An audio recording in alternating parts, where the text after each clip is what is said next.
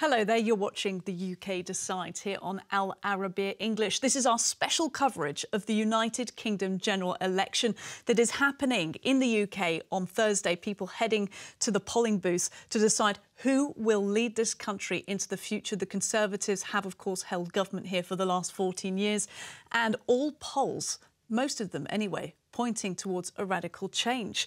The Labour Party, the Left Party, although some would say more centre-left, set to take victory with Keir Starmer likely to become the next Prime Minister. But of course, we don't know for sure until we get the results on Friday.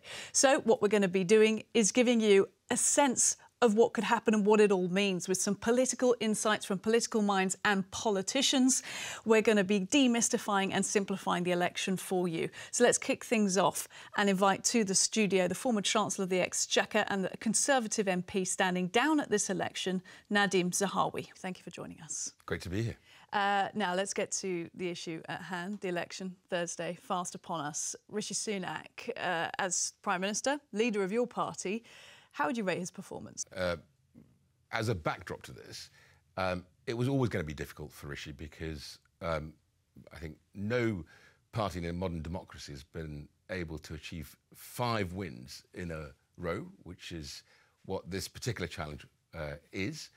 And I think if you look around the world, all incumbents, I would say, are under huge pressure. Sunak pledged to halve inflation, and it is set to continue to decline throughout the year. So he called an election July 4th. If he doesn't win, if Labour wins, for example, they'll inherit an economy where inflation is continuing to fall. Isn't that going to be in their favour?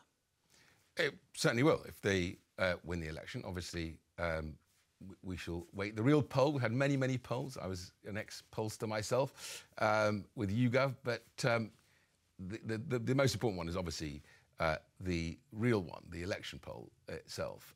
So let's await the result. But you're absolutely right. They will have inherited a financial, a fiscal discipline that Rishi has instilled in his government and his cabinet, which I think in many ways, history doesn't repeat itself, but there is a sort of a parallel to the major Blair handover, where Tony Blair then inherited a fantastic set of economic figures, which made him look good. All polls leaning towards Labour getting a landslide victory. What do you make of Keir Starmer? I just hope that he moves away from sort of the hard left leanings. People always describe what happened between Keir and Jeremy Corbyn as Keir sort of taking the party back to where it needed to be to become an electoral force in our country. I hope that's true. Genuinely, I say this to you because I hope the accusations are untrue, that he's much more left-wing. You know, this is not Tony Blair. Just on the point of the Labour leader, Sir Keir Starmer, earlier this week, he spoke to the press about spending Friday nights at home with his family. That's his intention. If he becomes Prime Minister, he's going to have sort of sacred family time. Now, certain quarters of the press in the UK leapt upon that, and some of your colleagues on the Conservative Party saying he's going to become a part-time Prime Minister. What do you think of that?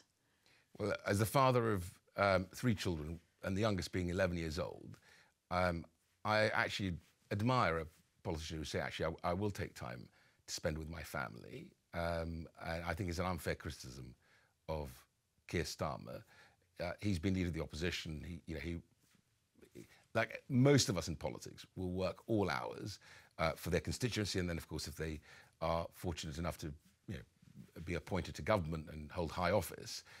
And so I think it's an unfair criticism. In terms of promising to stop the boats, is the phrase that is used. Why have the Conservative Party failed to get a handle on migration? Yeah. Because I tell you why, because very smart lawyers used the European Convention on Human Rights, which was appropriate and right at the time that it was put together, as a lever to frustrate, delay, and clearly take a position that those entering the country for economic reasons should be able to stay here.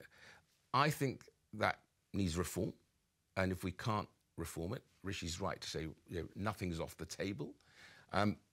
But look, you just got to step back a second and think, it is clearly no longer sustainable that we can take the levels of human movement that will and is happening across Europe. It's already begun to put pressure and bring down governments. You know what happened in the Netherlands a few months ago. It will be, my prediction for you today is this will be the dominant political issue for the next decade and beyond, and it'll be a Labour government's biggest headache is how to deal with the illegal migration issue, but also how to create an economy that is measured by GDP per capita rather than just GDP. Sometimes the convention is, well, as long as we have open borders, GDP will continue to grow. But actually, most of the economic modelling now looks at GDP per capita, which is much more important than just having open borders. You yourself mentioned the word reform there twice, don't know if you noticed, which of course is why this party, this surgent party, has called themselves Reform. They promised to reform the UK. They've had a lot of publicity heading into this election. A lot of Conservatives think they're splitting the Conservative vote, headed up by Nigel Farage, a very familiar face to a lot of people, even around the world. They're promising to reform, for example, migration issues. How strong a chance do you think they have to gain seats in this election? I don't think they'll gain many seats. And I'm answering the question as an ex-pollster.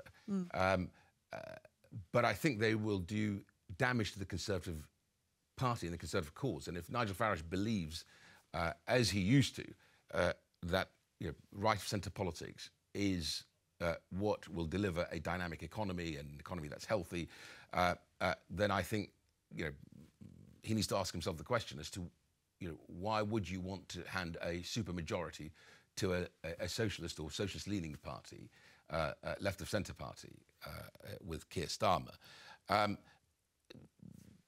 But in essence, the biggest mistake people will make is to believe that there are simple answers to quite complex, knotty problems. We've touched on geopolitical instability, some conflict, and of course, while we have you, we would like to get your views on what's happening in Gaza. Do you think enough attention is being put on a way out of the conflict at the moment? What about Britain's seat at that table? Well, I think without as you quite rightly describe it, a way out, without a real and realistic and practical solution towards a Palestinian state, then I'm afraid nothing will change. So and that's a horrible thing to say.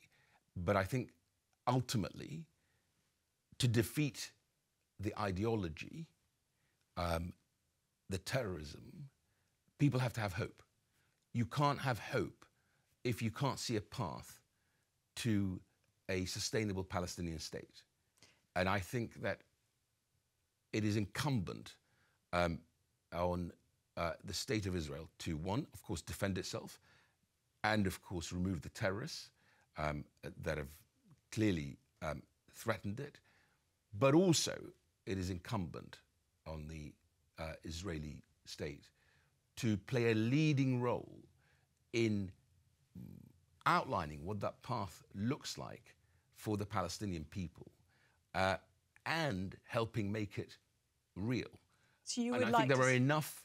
You would like to see the state of Palestine recognised by Israel, by Britain, by the rest of the world as well. So what I'd like to do, rather than slogans, is back to my background in engineering, is show me the process, show me the path that Israel, with countries in the region who will play a significant role, whether it be Egypt, Jordan, the UAE, Saudi Arabia, and others,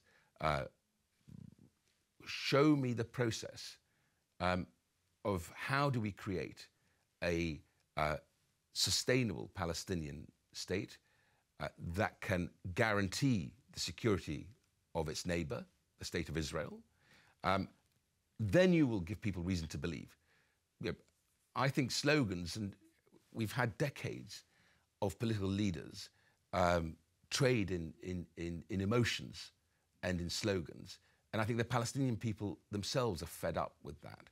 What they want to see is, what are the practical steps? How are we going to get there? And are the relevant stakeholders, and Israel is central to that, absolutely committed and aligned on delivering against that? Because once people see that, then they have hope. And when they have hope, you begin to defeat the ideology of violence and killing and terrorism. Can you see that process happening under the Israeli government led by Benjamin Netanyahu? I think Benjamin Netanyahu will be making a historic strategic error if, after the defeat of the terrorists of Hamas, they don't then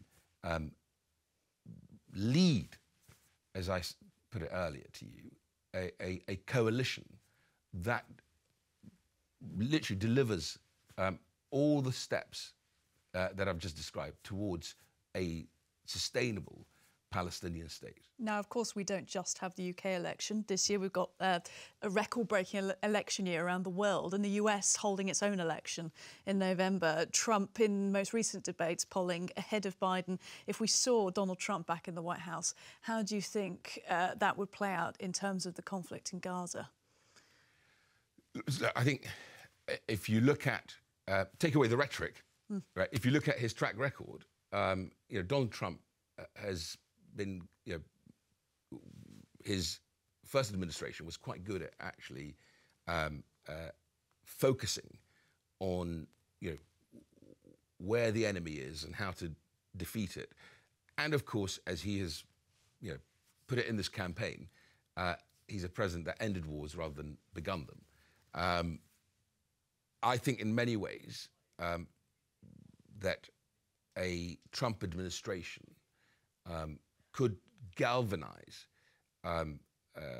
Israeli public opinion towards the position that I've just outlined for you, which is to say, look, we need to work together, we need to lead this. By the way, it's also, I think, incumbent on the Palestinian people to look at their own leaders, look at their own political structures and ask themselves the question, are they fit for purpose? Because you're never going to get to the solution and the outcome that you desire without both sides playing their part. This is not a one-sided argument. And I think actually Trump could be a great catalyst because he's a deal maker, ultimately. And he will see very quickly that what needs to happen here is the defeat of the ideology. And if he sees that, then he'll be able to talk to his friend Bibi or talk to his allies in the region and say, right, here are the 11 steps we need to follow to get us there. And very quickly identify, who to challenge around that table and say, well, have you done your part? As he's done with NATO, by the way. Who do you think will lead the Conservative Party into the future if Sunak does not win this election? I hope it'll be Rishi Sunak. He said he will continue to lead the party. I hope he will, as England did a few days ago, will pull in a last minute. Pull in a last minute, buck the trend and win the election. But we are, in many ways, a very lucky party in that the level of talent in the party is both healthy and quite extraordinary. And so we will regroup, we will come together and be a strong force in British politics. Remember, this is the most successful party, certainly in this century. I think in this century we have been the party of government for 80% of the last 100 years. So for 80 years, we have formed the government of this great nation. And I'm confident that we can come back together and I hope make an offering to the country that will be compelling in future elections as well. We'll have to wait and see. Nadhim Zahawi, thank you very much for your time. Thank you for having me. So, Based on that conversation, how can we predict who's actually going to win the election later this week? Some people point to polls, those surveys that we do with members of the public to try and get an indication of how voting is going to turn out. The media, especially television stations and newspapers, like to latch onto certain polls to try and get an indication of the feeling of the country and the way voters are thinking. But how accurate are polls really? Let's have a conversation about that. And welcome to the studio, Lord Robert Hayward, who's a polling expert here in the UK. Great to see you, Robert. OK if I call you Robert? It's fine. You're a very familiar face here in the UK to a lot of us, you know, television watchers and voters alike, because you've been in this sort of, if I can call it a business, the industry of polling for such a long time, that you actually correctly predicted the Conservative Party victory in 1992, despite polls saying otherwise. I mean, and the Brexit referendum as well. With that in mind, how accurate do you think the polls have been this time? With that sort of interjection, I believe my own myth. But the polls are not accurate. You should follow polls for trends rather than for the actual result. There's all sorts of complications, which I won't explain now. But clearly Labour are going to have a majority. It's going to be a clear majority. But the last few days, the trends have been against the Labour Party and against reform, with the Conservatives recovering a small proportion of the votes that they'd previously lost. But that's where we actually are. How useful are polls then, really? Is it just something for the media to grab onto? It concerns me enormously that at this election, because we now have so many polling companies, and you referred to 1992, there were only 5 polling companies in those days. We've had, I think, 12 or 14 polls in the last 24 hours. And what tends to happen is the media latch on to the most dramatic in whichever direction. And that's not displaying the trend or what is likely to be the result. And it does worry me that at this election, we've discussed more about the polls than we have about the issues. And that's not good for democracy.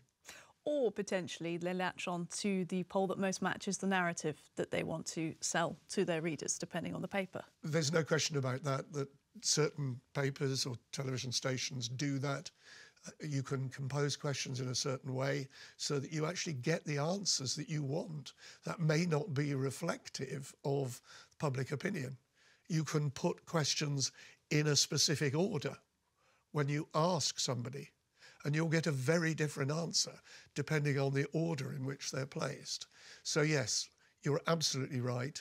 The narrative can be designed around, an opinion poll can be designed around the desired narrative. And how much does that have the risk of actually influencing and changing the way people vote? Because a lot of people psychologically like to back a winner. So if they hear that a certain party is leading a landslide in the polls, are they more likely to go that way? There's all sorts of indications about people not wanting large majorities in this country, indications that they want to vote for a candidate that's going to defeat another specific candidate, in this case against the Conservatives. So the Liberal Democrats classically put themselves in the position as the alternative in a set constituency. This time, because the boundaries have changed, it's more difficult for the Liberal Democrats to do that. And the message, because of bad maths, indicates that Labour are going to win lots of seats, which I don't think they're going to win, which the Liberal Democrats might have won had people not been influenced in one direction or another. At the end of the day, I think most people vote as they would wish, but the conversation is far too dominated by the polls, and not just at a national level, but concentrating on certain constituencies and potential results. And I'm hearing from a lot of interviews I've done this week, particularly with Conservative politicians, that they feel a lot of people in this country are undecided and they're going to wait till they get to the polling booth and then probably vote on historical preferences. Would you agree with that? You don't have to get it just from Conservative politicians. Having criticised pollsters, there is one thing that all pollsters and all doorstep canvassers of whatever political persuasion will tell you, is that there are more undecideds out there this time than I've ever known before. It worries me because I think a lot of people will just say, plague on all your houses, I'm not going to vote for anybody. And they just don't turn out and vote. But there is no question that a lot of people will return to their historical affiliation, whatever that may happen to be. And because in this case, more undecideds are Conservatives by any measure, it is likely that they will get a boost from that group of people. Let's think about those Conservative undecideds then, because how much of that is to do with what might be called a sort of disruptive force, which is the Reform Party? It's not solely to do with the Reform Party. It's much broader. There is a problem on this occasion in the election in that actually, largely, voters are without a cause. In 1997, people bought into Tony Blair very strongly. They haven't bought into Keir Starmer in the same way. So those voters who previously said they could vote Labour are now also saying, well, we could vote Reform, because the one real personality in this election is Nigel Farage. And it went from Reform being way down, possibly in 5th position behind the Greens. The moment Nigel Farage announced his candidacy and his takeover, effectively a coup of the Reform Party, politics was completely changed. And there's a lot of people who like his personality, they like what he says in one-sentence analysis, and therefore the Conservative Party have been threatened by Reform. But it's also fair to say that a fair number of Labour and Liberal Democrat voters are looking towards Reform on this occasion as well. It's fascinating. In terms of that comparison that you just brought up, 1997, when Tony Blair was elected in, and there was this kind of fresh hope for Labour, this new start after years and years of Conservative government. Some would say the factors are similar in this situation, where the Conservative government in the UK for 14 years could be about to tip into a Labour government. We don't have that groundswell of excitement. Is that purely down to the man, Keir Starmer, or is it due to other things? It's largely down to Keir Starmer. What we see in British politics is about a decade and a half of Conservative government, then a decade and a half of Labour government, and we've now had a decade and a half of Conservative government. But the other big issue for the Labour Party is not just that people haven't taken to Keir Starmer in the way that they did to Tony Blair, but also actually Keir Starmer has gone out of his way to say, although they're campaigning on the word change, we aren't going to change that much because we haven't got the money and it's going to take time. So there's a contradiction between their campaign message and what they're setting out to achieve, which is give us the responsibility, but we're not going to change that much. It's a tough sell, isn't it? It's a very tough sell, and it is noticeable that in the last few days, the Labour Party have fallen quite markedly in the opinion polls. Narrowing gap, but still a big one. Another interesting comparison we can take as well is that we're, of course, in and I'm sure this is your favourite year, a record-breaking year of elections. I think more than 40 taking place around the world. Food, lots of fodder for you there, a polling expert. Very sadly. Yes. But in terms of what's happening in Europe, for example, we're seeing a lot of voters tilting right more than they are left in countries like France, Italy already as well. Why would the UK then be tilting left rather than right? Because it's anti-establishment, it's anti the established government, whatever that may happen to be. In the case of France, they're moving to the right, as you say, in Italy as well, and in Spain and in Germany. But they're moving beyond because of where the established government is perceived. And there's no question that after the economy, the big issue across large swathes of Western Europe is migration. And therefore, people are turning to what are, in effect, anti-immigrant parties. Let's talk about the future for the Conservatives, just to round off this conversation. We'll play with a hypothetical that they're not going to win and that the polls are accurate on Friday. How big a wipeout could it be, and what does the future of the party look like? If you looked at opinion polls, you could find absolutely any answer going. It is going to be an awful night for the Conservatives. When one thinks that if the Labour majority is under 100, that will be greeted by the Tory party with a sense of relief. if one puts that into context, Boris Johnson only had a majority of 90 odd, and that was considered a huge majority.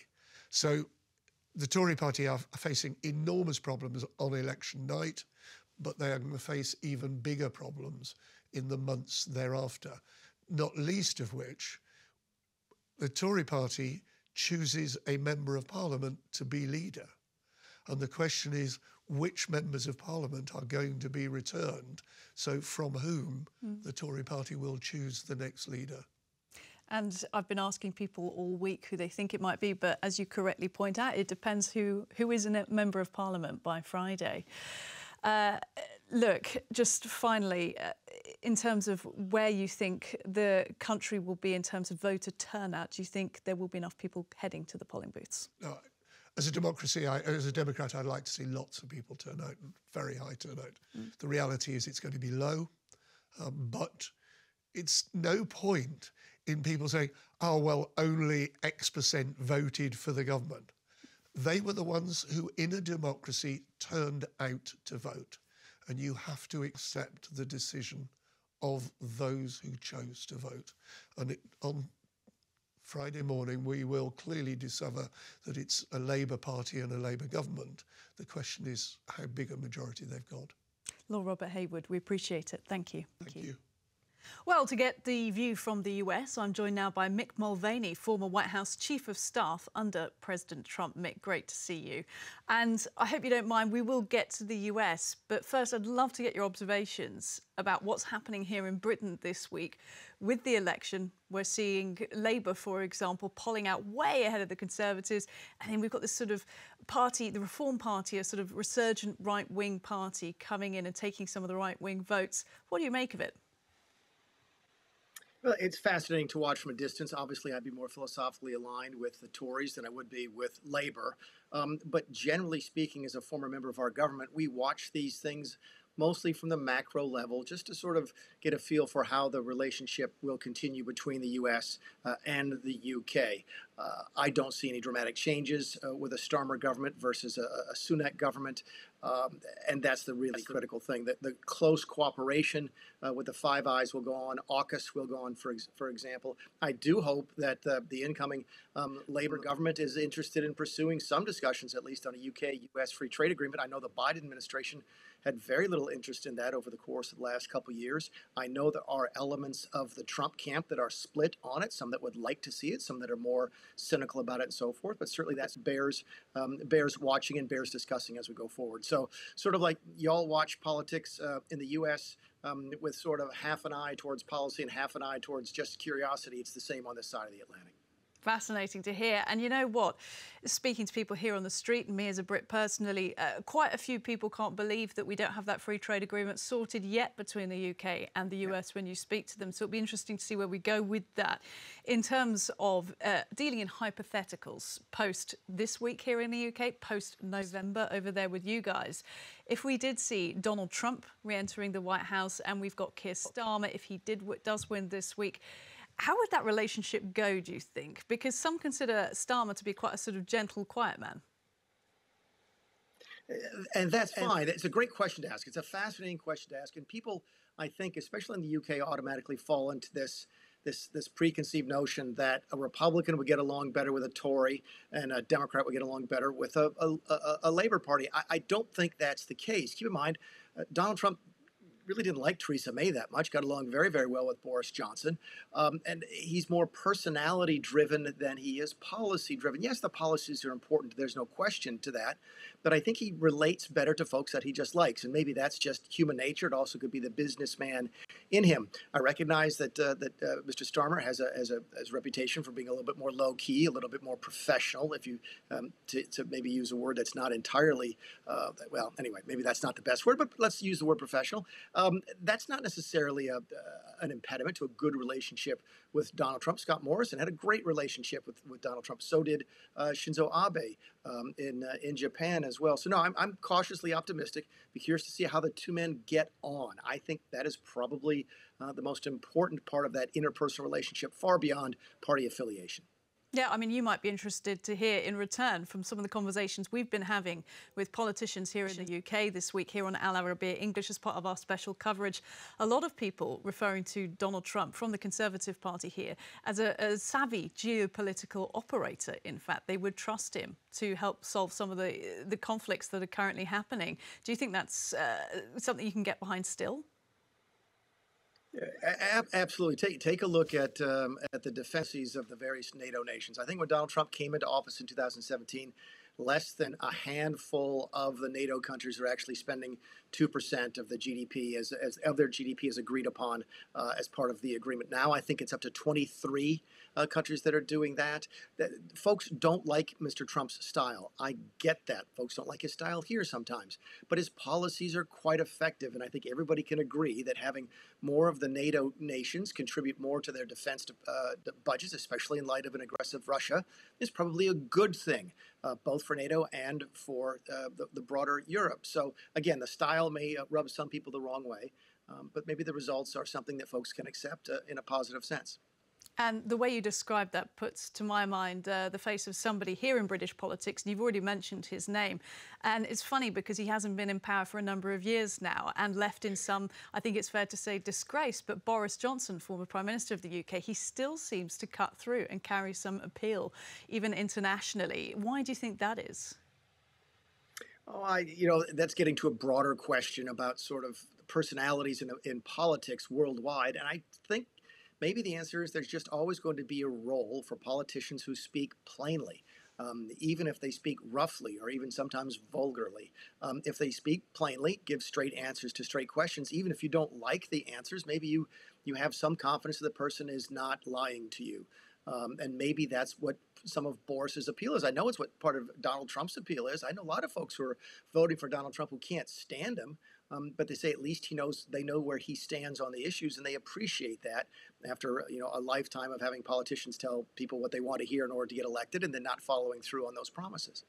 And again, it seems somewhat strange to be even discussing Boris Johnson, given that he hasn't been in politics here in the UK for some time. His name does keep coming up. Of course, Nigel Farage, also representing that Reform Party, and seems to garner that kind of authenticity, or at least that seeming to speak sort of regular language that you're talking about. Let's move on to the US, though, because, I mean, obviously, that's your speciality. And we did see the debate, of course, here and around the world last week between Trump and Biden. Of course, mixed responses, but almost unanimous in terms of Biden's performance worldwide. I think it's fair to say, even some would say the Democrat-leaning New York Times saying Biden, there has to be something done in terms of getting a candidate that is more fit to serve the role at this point. What were your impressions of the debate? Very similar to what you've heard from other folks. I watched it live. I was in Washington, D.C., watching it with a group of other political analysts, and we were just stunned at the performance by President Biden. Yes, it has raised the question as to whether or not he is a viable candidate moving forward. But honestly, in the background right now, the conversations are taking place as to whether or not he's a viable president right now. The gentleman that we saw on the stage on Thursday night is probably not mentally capable of playing the role of President of the United States. And I worked very closely with the president for 4 years, was chief of staff for more than a year. And I can tell you it's a very demanding position. And the gentleman we saw on the stage on Thursday was clearly not up to it. Now, that being said, in subsequent meetings, he's done better. So it may just be he was having a bad day. I think it does beg the question, however, is how many bad days can you have as a president before it starts to impact your ability to do the job? So it's fair to say it was a tectonic sort of event here in American politics. It was an earthquake in terms of the response to this. Democrats are trying to figure out what to do. Now Republicans are trying to figure out what to do. Now, there's a lot of Republicans saying, please don't beat up too much on Joe Biden. We'd like to run against him because he'll be easier to beat than any other Democrat that they might put forward. So both parties have been thrown into a disarray. Certainly Democrats much more so than Republicans, but it is still have more questions than answers here, 4 or 5 days after the debate itself. And only a couple of months out from the election, and you're fair to say there, everyone is entitled to a bad day every now and again, so perhaps another round and he'll get another chance. But if there were to be a selection process within the Democrat Party, and I know that's not your party, but just for our international viewers, set out how that would go to find a replacement. Yeah, and don't feel bad if you don't know the answers, because most folks here don't know the answer anyway, and that includes many elected Democrat officials. just because we haven't come across this in our lifetimes. There are various procedures that might allow the Democrats to substitute someone else before the convention in August. Most of those contingencies, however, would require Joe Biden to voluntarily leave. It gets a little bit simpler, believe it or not, after the convention. But again, then it would absolutely require Joe Biden's voluntarily stepping down from the role as the candidate for the Democrat Party. It's a very sloppy, very messy business. And more importantly, it's an unfamiliar business. It's not something that either party has had to do, as I've mentioned. So they're not really sure how to do it. They'd be making up as they go along. And unless it goes absolutely smoothly, perfectly, you can imagine lawsuit after lawsuit from various disgruntled parties who might not like the outcome. So it's a very messy process if that's where they get to. It's possible you could pull it off smoothly. The Biden team could come forward and say, look, we think Biden could say, I'm not up for it. I think Kamala Harris should be the nominee. And that might be the end of the conversation. I don't believe so. There's a large group of Democrats who think the current sitting vice president is actually a worse candidate for office than Joe Biden, if you could believe that. So if you're asking yourself a bunch of questions because it doesn't make sense to you, don't feel bad. It doesn't make sense to a lot of us who do this for a living. Well, thanks for the reassurance there, Mick. Look, talking of breaking new ground, which has happened so many times so far in this presidential election campaign, not least because of the amount of criminal charges we're talking about, lawsuits, and we know it's being called lawfare by some parts of the US. Let's just talk about a ruling that we've had this week, that the US Supreme Court ruling former presidents are entitled to some degree of immunity from criminal prosecution. This is being deemed a major victory for President Trump. Because basically it sort of sets him on a course to not face that particular issue before November. How significant is this? Yeah, I think it's significant from a political standpoint, much more so than it is from a legal precedential standpoint. Let me tell you what I mean by that. The political implications are immediate in that it is highly unlikely that Donald Trump will face any criminal charges now, federal criminal charges, before the election in November. And really, that is what has a lot of the Democrats most upset about this. Now, from a legal precedential standpoint, there was some very, very, in my mind, irresponsible language in one of the dissenting opinions by one of the liberal judges who says that now the Supreme Court has created a king and any president could order the military murder of his opposition. No one really takes that seriously. The legal precedent here is probably correct. And the decision was that presidents are immune from criminal prosecution for their official acts. They are not immune from prosecution for unofficial acts. And there's a gray area in between as to what might be an official act or not. And that's what the ruling is here. And they will remand it, the Supreme Court has remanded it back to the trial court to find evidence on whether or not these charges pertain to official acts or unofficial acts. My guess is if the defendant's name was anything other than Donald John Trump here, the decision would have been 9-0, exactly as it was handed down. So from a legal precedential standpoint, I don't think it's nearly as world-blowing as some of the press here would make it out to be. But politically, it is huge. There's no question that Donald Trump will not have to face those federal criminal charges at least before the election in November. And let me ask you this, Mick, as a former White House Chief of Staff from under Donald Trump in the previous run, from what you're observing, whether from your sources, friends, or from the outside, just like the rest of us, of Donald Trump's performance so far, do you think if he does re-enter the White House later this year, it's going to be similar to his last presidency, or do you think he's going to approach it differently? I think that what I tell people is this, Rosanna, is that if you like Donald Trump the first time, you're going to like him the second time. If you didn't like him the first time, you're not going to like him the second time. You're going to get a lot of the same. The policies will be almost the same. The things that Donald Trump will be focusing on are things like tax reform, regulatory reform, immigration, trade policy, etc. Those were the cornerstones of his first term. They would be the cornerstones of the second. I'm not concerned, as some of my Democrat friends say they are, about undermining democracy and a vengeful terror of Donald Trump in the second term. I think that's hyperbole designed to scare people into voting at the ballot box in November. So, look, it's always hard to anticipate what a second term looks like, but it's usually safe to say it's going to look a lot like the first term. A second Biden term would look a lot like the Biden first term, and the same would be true with Donald Trump. So I don't expect any dramatic changes from 4 years ago.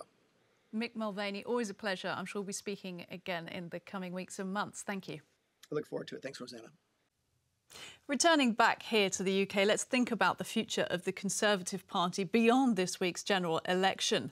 They've taken a battering in the last few weeks, especially with the emergence of the Reform Party now being led by Nigel Farage. That is taking away some of what was once their core vote. To speak about this, let's invite former Brexit Secretary David Davis. Let's start with the man in question. Of course, the leader himself, Rishi Sunak. His approval ratings are at the lowest level. They could probably be at right now in terms of heading into this election and where they've been in the past. What do you make of him as a Prime Minister? I think he's a good Prime Minister. I think the truth is that he's picking up the pieces after some of the biggest events in modern times. I mean, the pandemic, obviously, a once-in-a-century event. The war in Ukraine, first war in Europe for 75 years, and all of that on top of the aftermath of the great financial crash in 2009, for which we're still carrying 500 billion of debts. So given all of that, you know, he's a very systematic, very patriotic, very clever man. He may be not the most political, one has to say, but in every other respect, he's a very good Prime Minister, but given a very, very difficult hand to play. What do you mean by that, not political? Well, someone like Boris, for example, his first thoughts, what's the headline? What's this going to look like? What's the image? Whereas Rishi's first thought tends to be, what's the outcome? What's the policy effect? What's going to happen for real?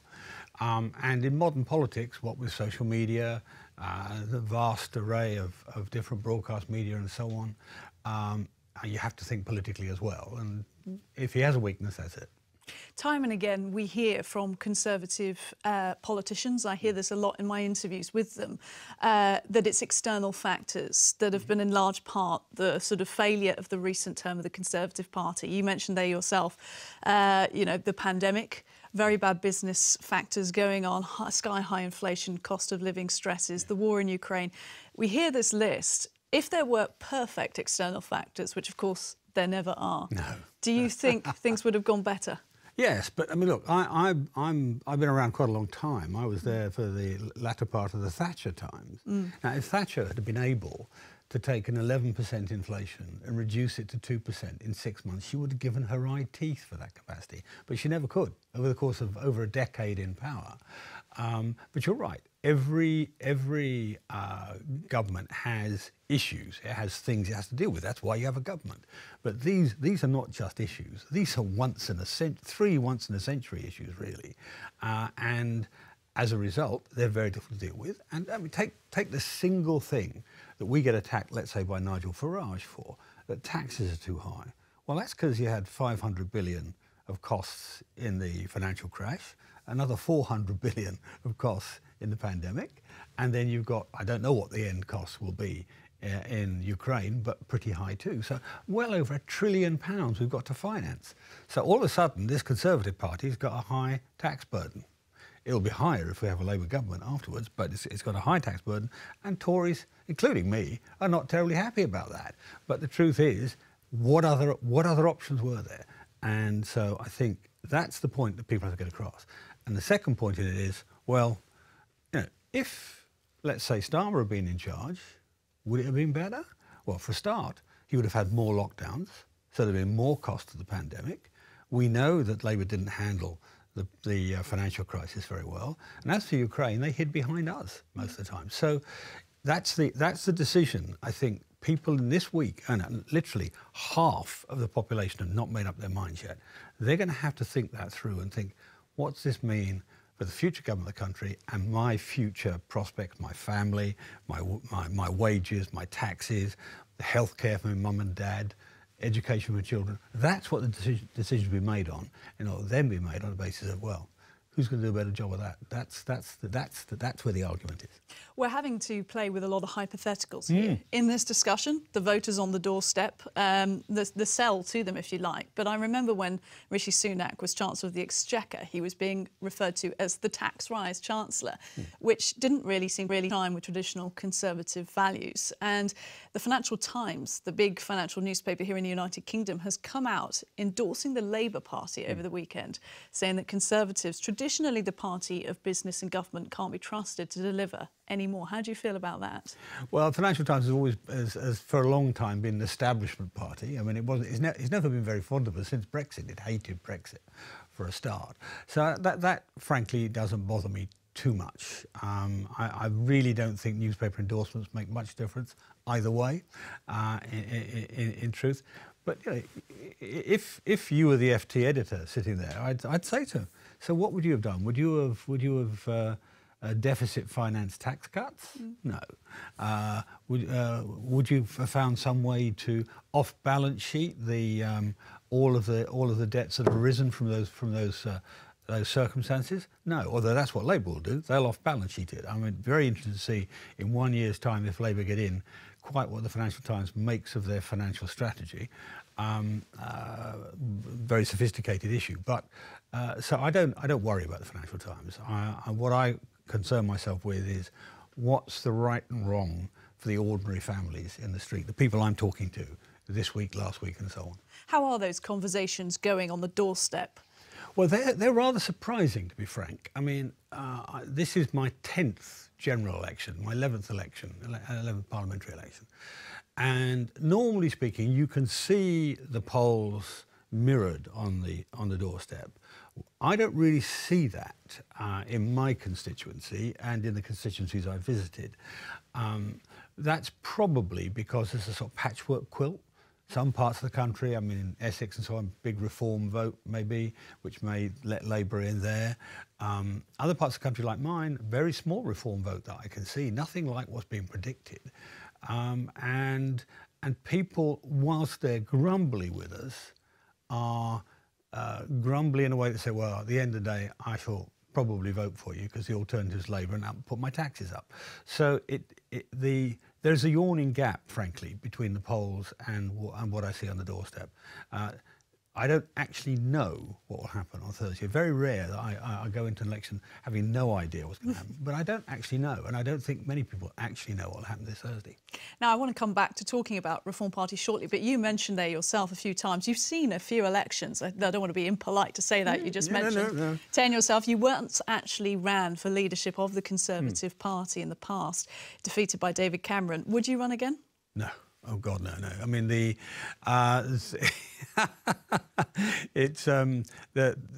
if we lose, which is, I mean, this will only arise if we lose, because if we win, Rishi will continue to be Prime Minister. If we lose, being leader of the opposition is the worst job in the world. It really is. Who do you think's going to lead the opposition then, if Conservatives if we lose? And who's going to take the party forward? Well, it very much depends on who's available, because you know some of the candidates in a big wipeout would lose their seats. If Labour has a majority of 150 plus, some of the candidates will disappear. But if I had to put money on it, well, if I put my own vote on it, I'd put my vote on Penny Mordaunt as probably the best prospect to pull the party together. There's been quite a lot of factionalism in the party in the last couple of years, and I want to see that come to an end. She's the best person to do that, I think. A party that is taking opportunity of that factionalism, the splintering, if you like, of ideologies in the Conservative Party has been the Reform Party, this emergent, some call it populist movement that's got a lot of attention in the last few weeks leading up to this election. It's polling quite well so far, but polls often potentially don't translate when it comes to election day. You've called yourself a friend of Nigel Farage in the past. He's now, of course, the leader of the Reform Party. How nervous are you about reform? Well, you have to be a bit nervous because what reform in effect does is split the right of centre vote. And the effect of that is not to return Reform MPs. I would be astonished if they have more than a handful. And I think the most probable is that they might win one or two. But what they do is let Labour in. So clearly that's a problem from our point of view. Now, how robust will be the numbers we see in the polls at the moment? I don't think that robust for a variety of reasons. Number one, they've got their own small scandals showing. I mean, new parties have the advantage of no history. Nobody can point back and say what's wrong with them. The Reform has developed all sorts of problems with the candidates in the first week or two. I'm not going to detail them all, but issues of racism and issues of other attitudes. So that's one reason why I don't think it'll be that stable. The other one is this. The threat to the Conservative Party is Conservative voters transferring to them. Those Conservative voters are worried about taxes, as we've discussed, migration, strong security, strong defence. Those are the three big issues. On every single one, if they let Labour in, that's going to get worse, not better. So, and they are seeing that themselves. It doesn't take much help from me on a doorstep to persuade a Conservative stroke reform voter to go back to being Conservative. They will persuade themselves. And I think that's going to happen as people get into the polling station and think, what do I really want for me? Because that's the decision. What do I really want for me? What do I want for my family? What do I want for my loved ones? What do I want for my friends and relatives? They'll end up coming back from reform to us. Most of them, not all, but most of them. Well, we've actually seen a candidate switch back to the Conservative Party over the previous weekend from reform, going back because of the issues you highlighted there, highlighting racism, misogyny issues in the wider party. Do you think we'll see more people defecting back to conservatism?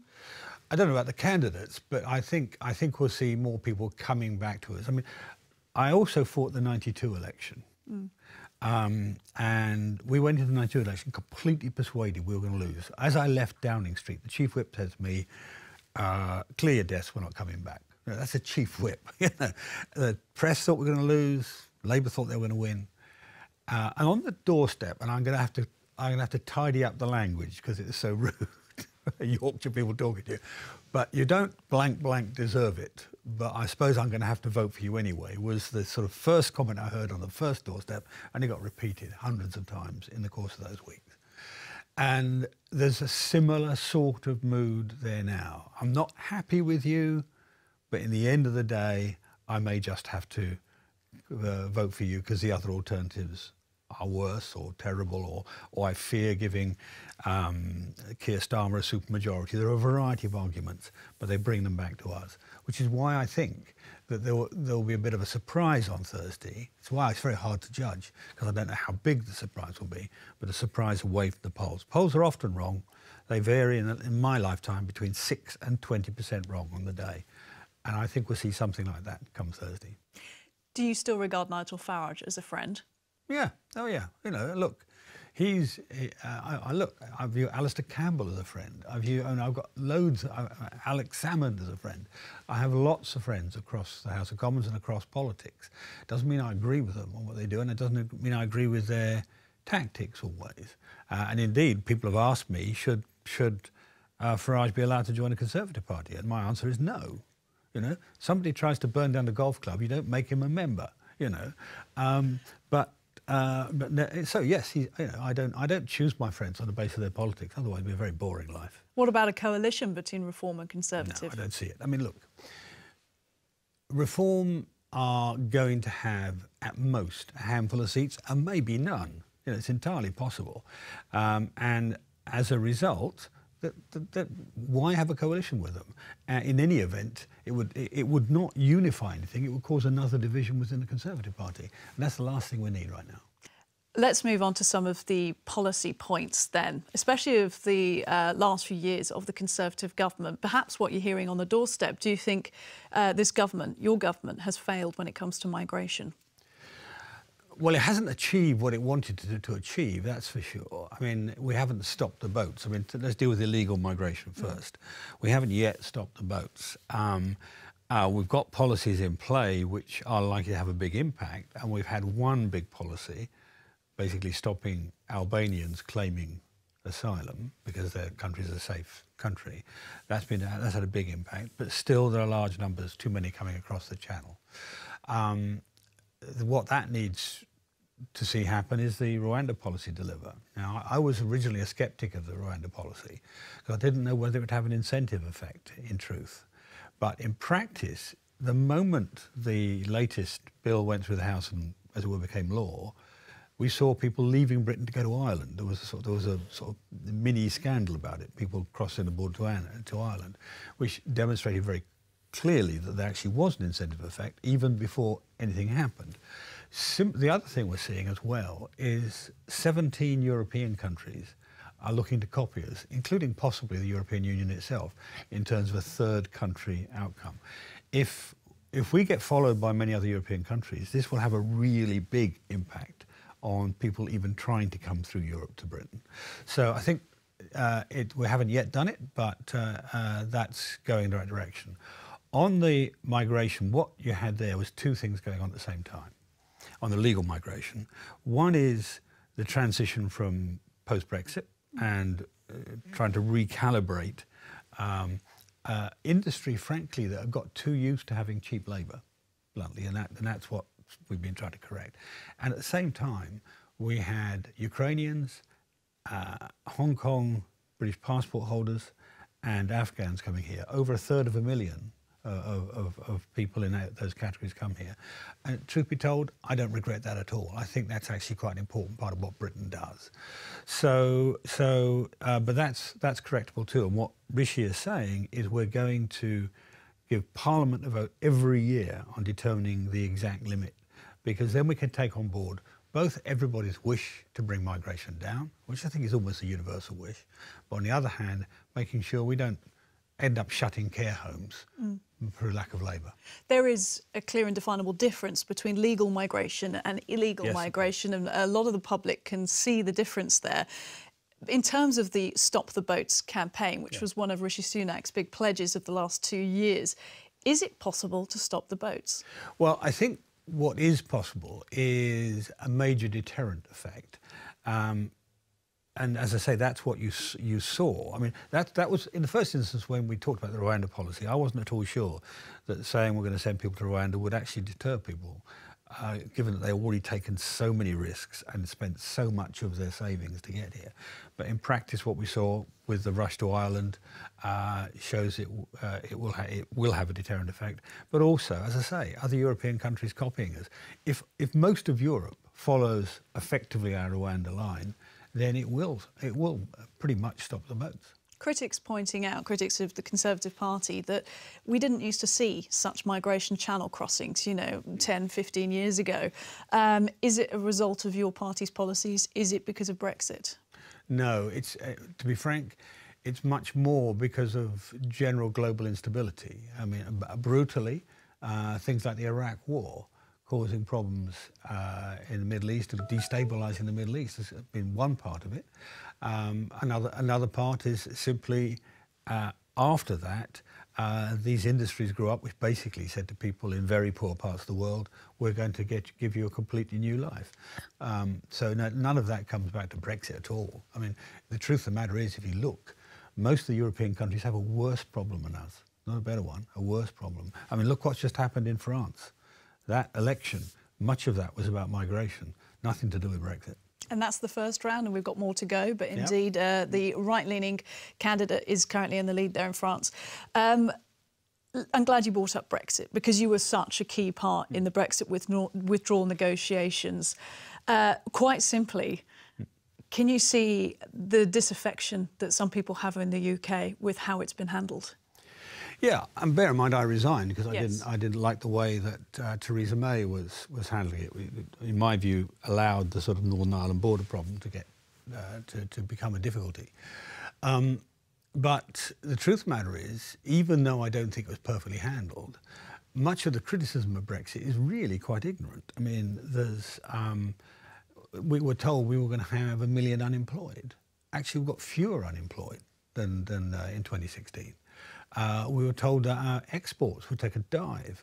Actually, we've just become the 4th biggest manufacturing exporter in the world, up from 7th.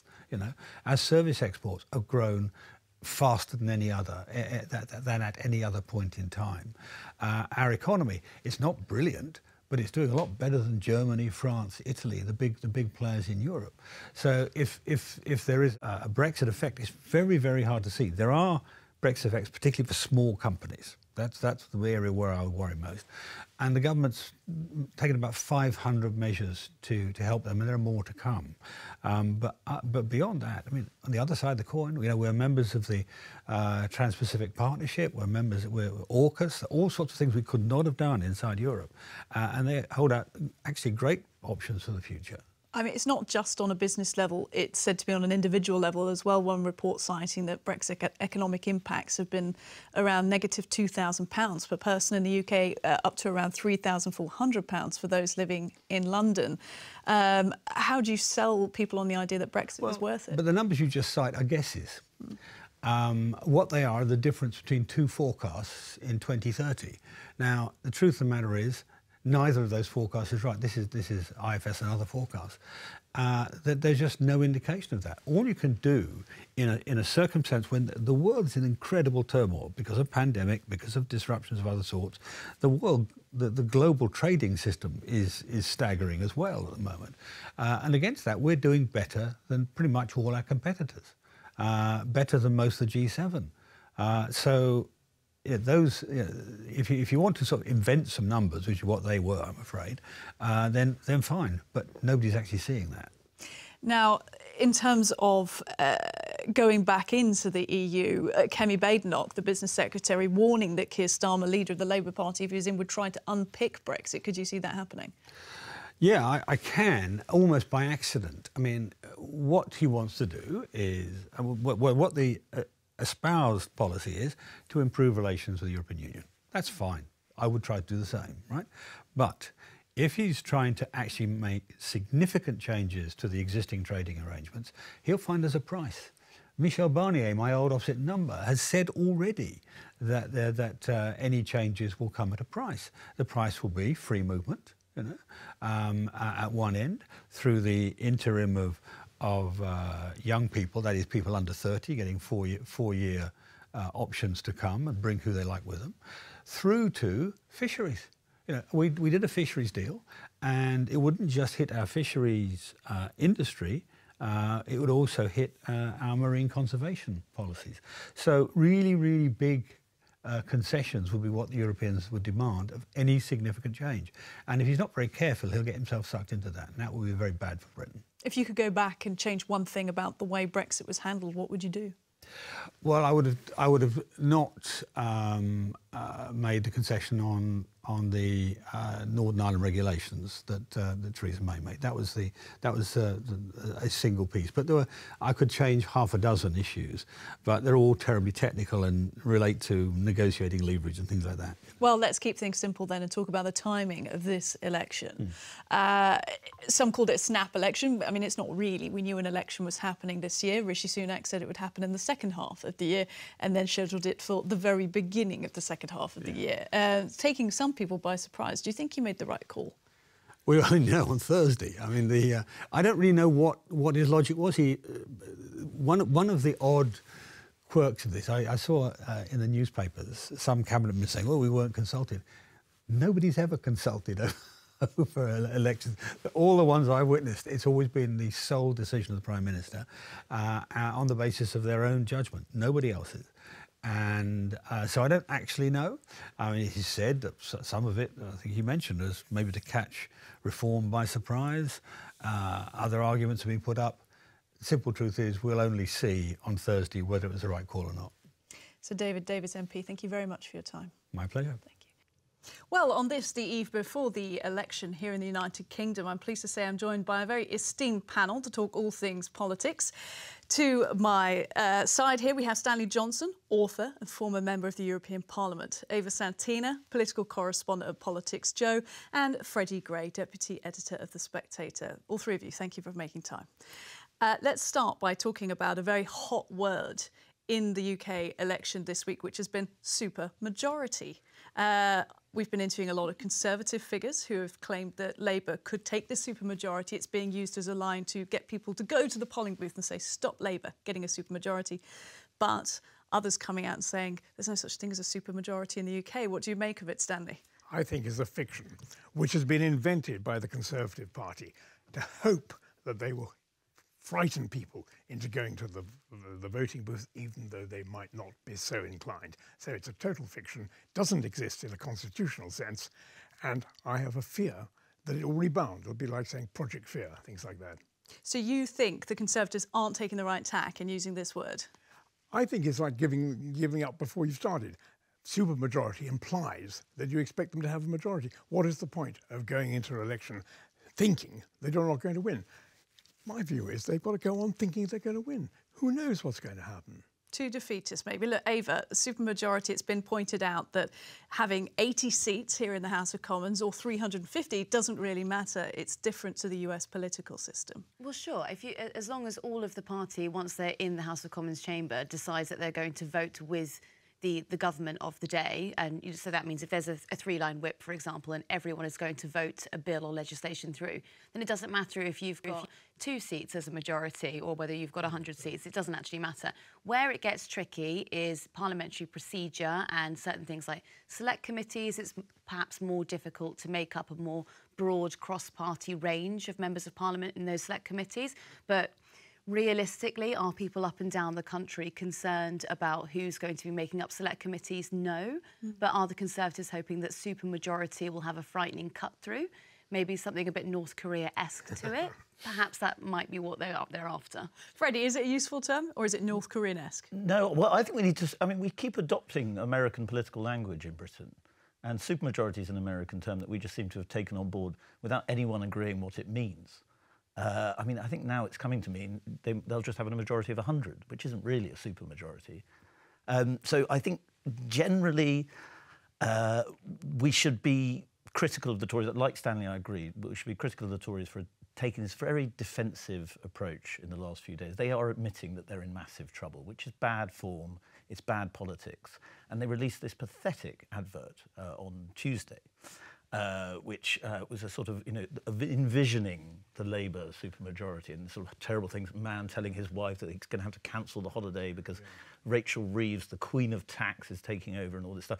And people watch that and they laugh, partly because it's so silly, but also because those are all things that have happened under a Tory government. And that is why the Tories are in such big trouble.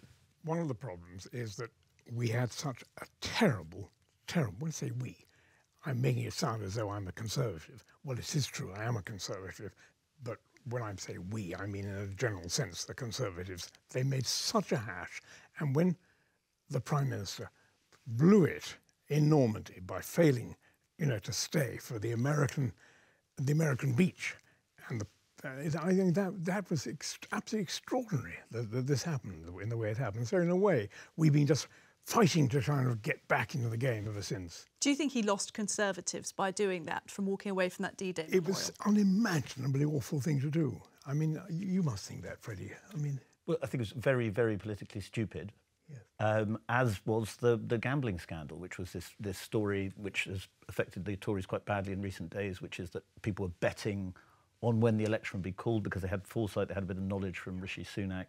That's a sort of... None of these scandals by themselves, I don't think D-Day by itself would have decided the election. I don't think the gambling story would have done. I'm not sure if anything could have stopped the Tories losing, but these things together have made it a truly terrible campaign for Rishi Sunak. And he himself has proved to be a pretty poor campaigner.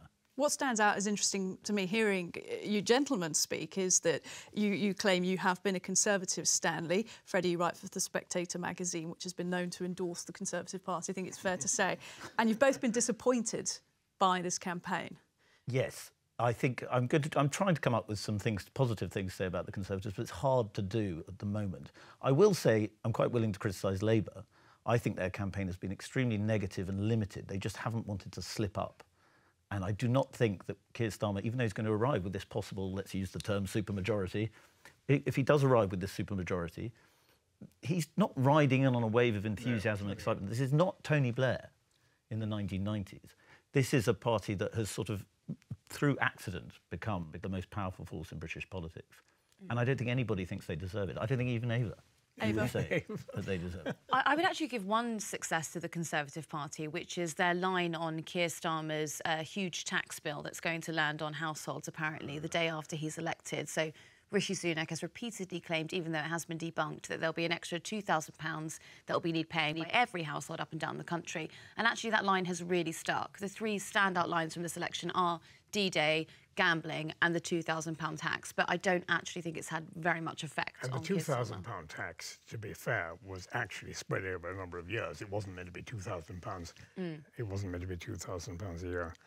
And there's been an absolute eye-opener, this whole campaign to me. Of course, you'd expect me to think back to other campaigns which had a slightly more effective result. And for me, one of the most extraordinary things is the total failure of either party to talk about Britain's position in the world, particularly in terms of rebuilding the bridges with Europe, as you would expect me to talk about that. But it's been a dead duck. I mean, it's the dog which didn't bite Europe, and yet it's the one thing. If you talk about cost of living, so much of that is actually related to the Brexit effect. Look, Stanley, I know you yourself are an author, you write books, you make documentaries, you're a former member of the European Parliament. You're not just Boris Johnson's father, and that's not why we've invited you today, but you've led me there because you've talked about previous... former father. Former father. What happened? You have talked about former campaigns, former prime ministers. We've interviewed several Conservatives over the last few days leading into this election, and we've heard quite time and time again that they feel it wouldn't be the case if Boris was still Prime Minister.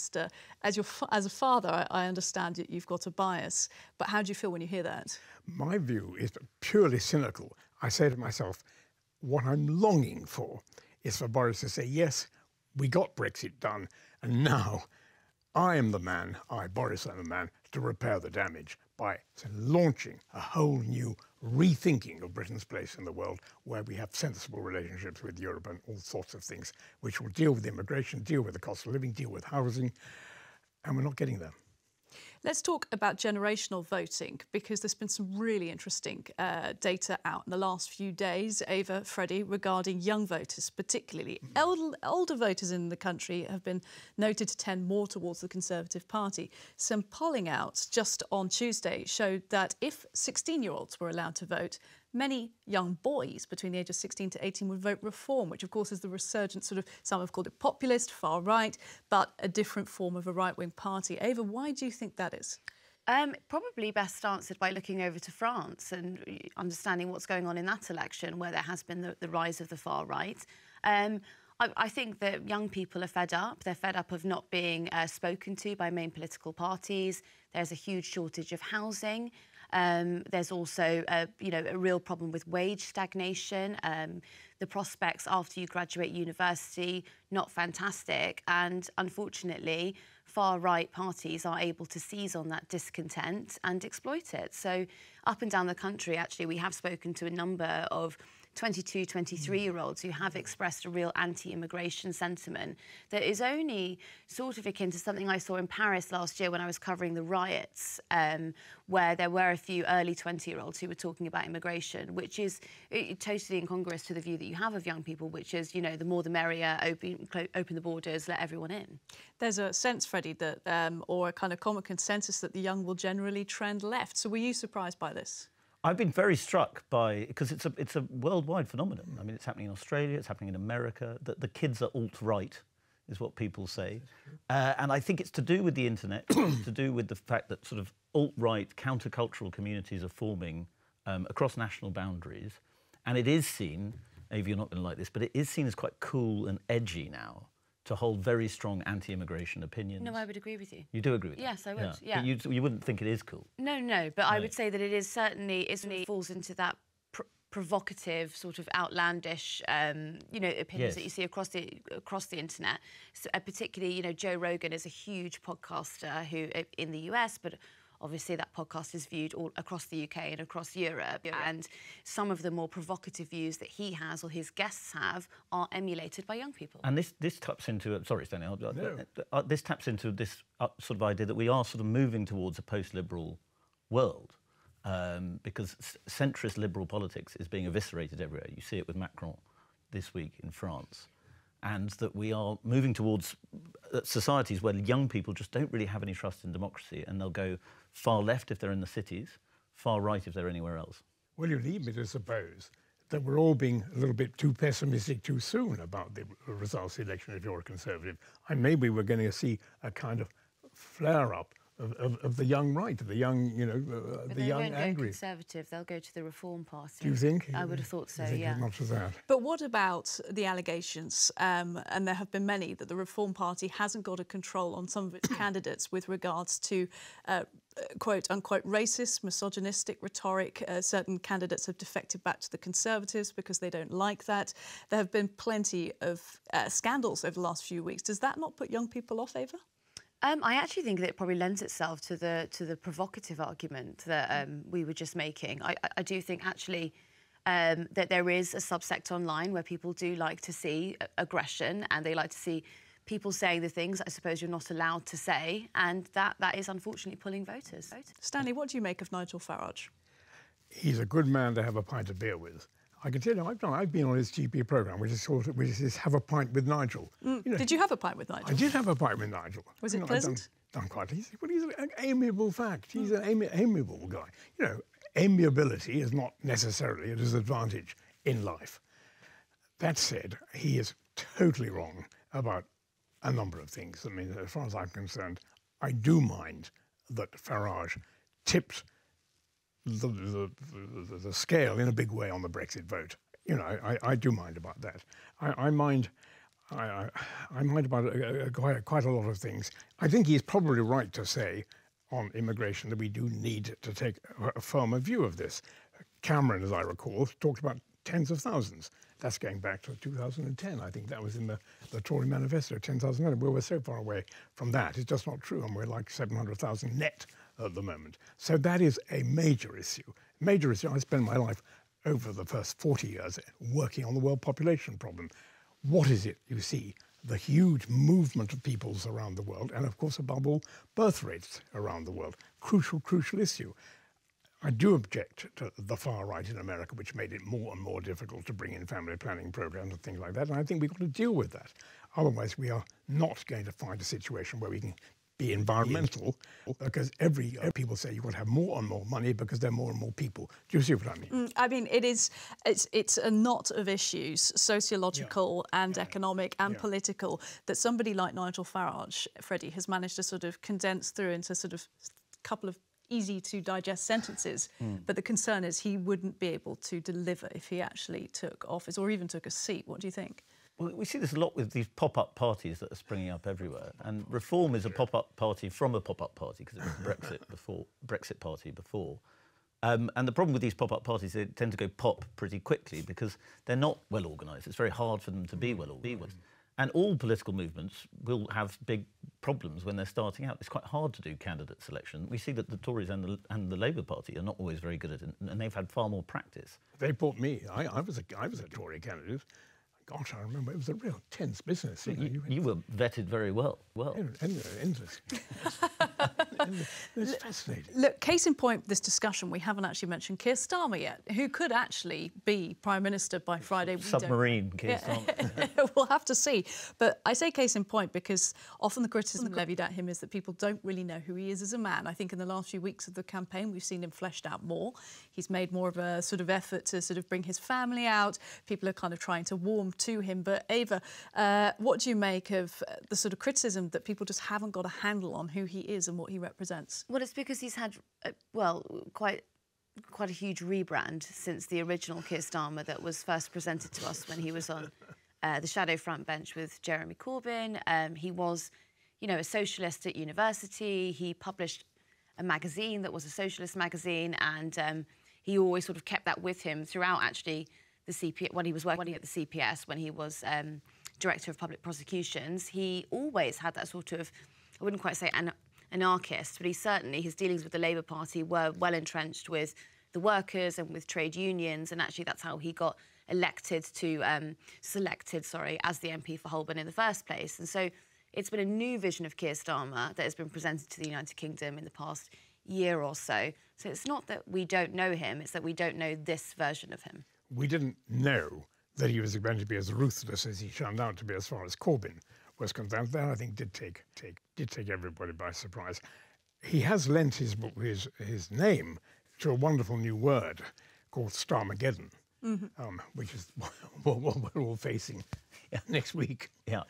Which I believe was actually coined by the Reform Party. Oh, was it? Yeah, there you go. Yeah. What of the speculation then, Freddie, that he is a socialist in disguise and he's been play-acting as a centrist, and then as soon as he's going to get into office, he's going to sneak in socialist. I say sneak in, not my wording, but the words of others, socialist policy points. I think there's a bit of truth to that. I think also he will be pulled to his left, inevitably, because even if they have this supermajority, he will have some ability to control government. But there are strong factions within the Labour Party that are going to pull him to the left. Jeremy Corbyn might win a seat, and then he would be in Parliament with sort of group of people who still support him quite strongly. And so Labour itself is, we talked for the last 14 years about the Tory tribes and Tory divisions. I mean, it won't take long for Labour to start tearing itself apart, I don't think. And the other thing I'd like to say about Keir Starmer is that he is Britain's first atheist Prime Minister, which I think is interesting. We've never had a Prime Minister that is avowedly atheist. There have been some pretty non-believing ones. And it's just quite striking that 20 years ago, 25, 30 years ago, I don't think a Prime Minister could be elected saying I'm an atheist. And now it's not been an issue at all. Nobody's a football fan, isn't he? So that's his religion.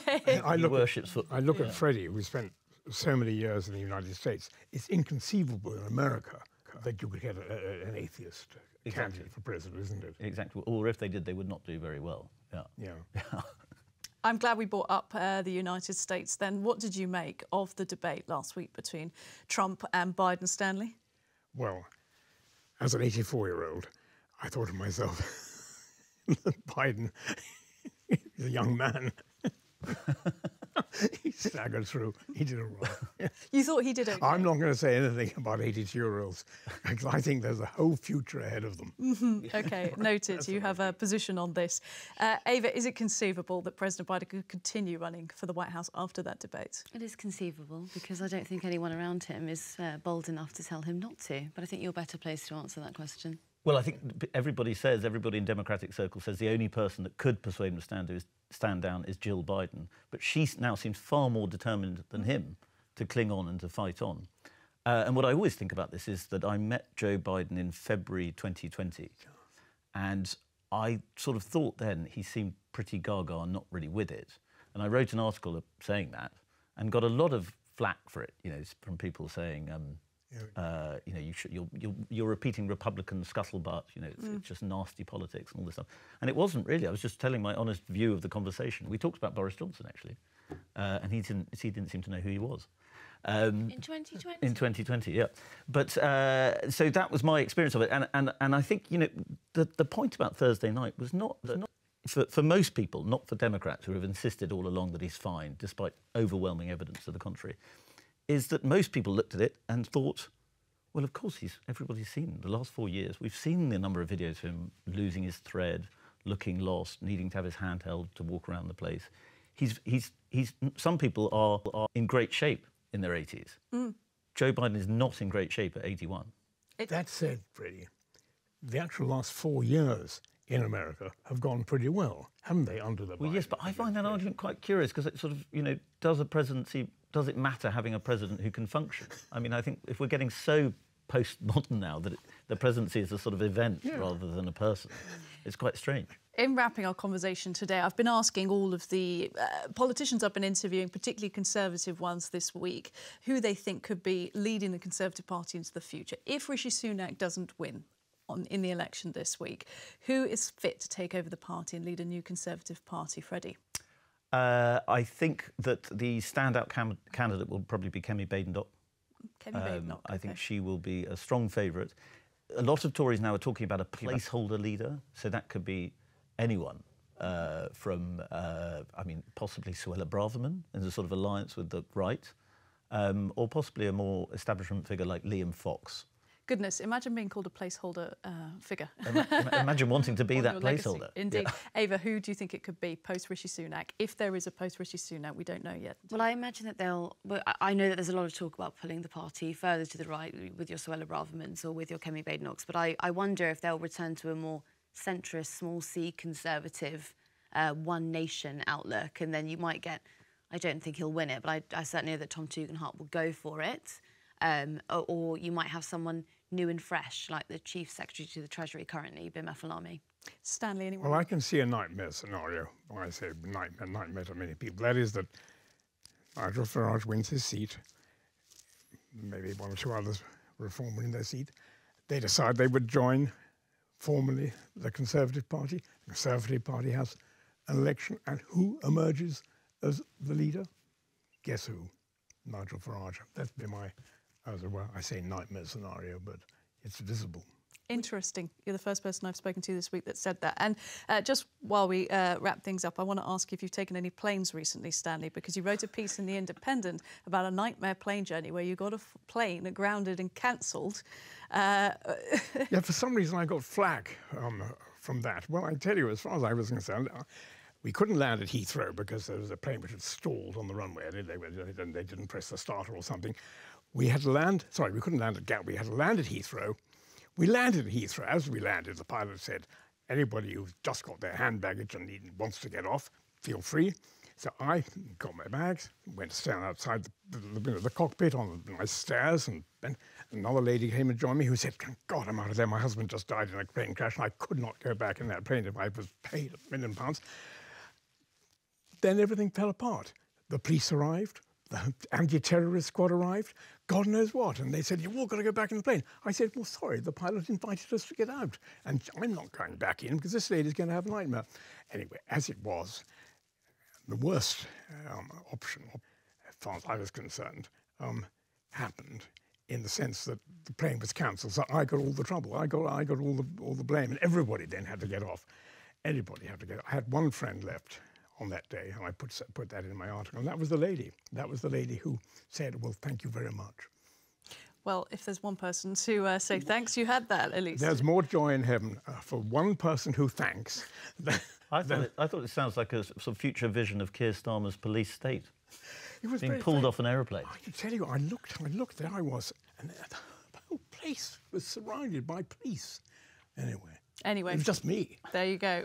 Let's see if you continue to get flack for that article. All three of you, we want to thank you very much for your time today, setting us up for the election. Stanley Johnson, Ava Santina, Freddy Gray. Thank you.